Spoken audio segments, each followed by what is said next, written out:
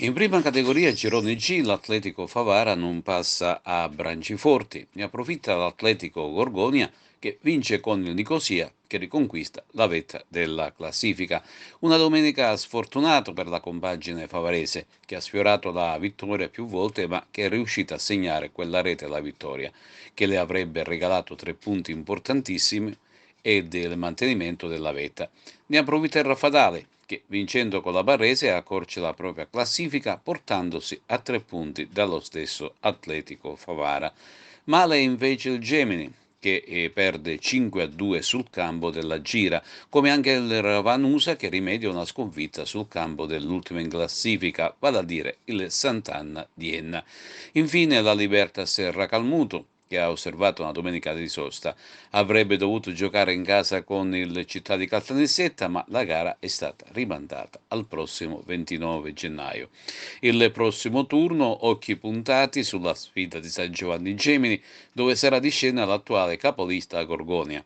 L'Atletico Favara ritorna in casa con il Sant'Anna di Enna, mentre il Raffadale giocherà fuori casa con il Città di Caltanissetta.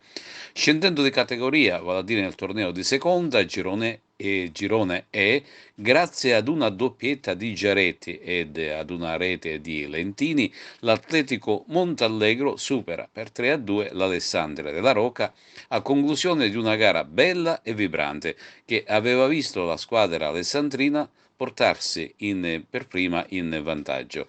Si tratta della seconda sconfitta consecutiva e queste ultime arrivate da altrettante trasferte che lasciano un po' di amaro in bocca all'Alessandria della Rocca, che così scivola al sesto posto. Sale al quarto invece la in piena zona playoff lo stesso Atletico Montallegro, mentre in vetta si riconferma il trio tutto di seno sul Matinese, Don Bosco Mussomeli, Gela, con quest'ultimo che ha piegato la resistenza del Muxar con il risultato di 4-3. Ancora una cocente sconfitta per l'Atletico Licata che al Dino Liotta, vuol dire sul proprio campo, è stato superato proprio dalla capolista sommatinese. Da sottolineare la prodezza esterna dell'Eraclea che va a violare il terreno del Riesi per 0-1.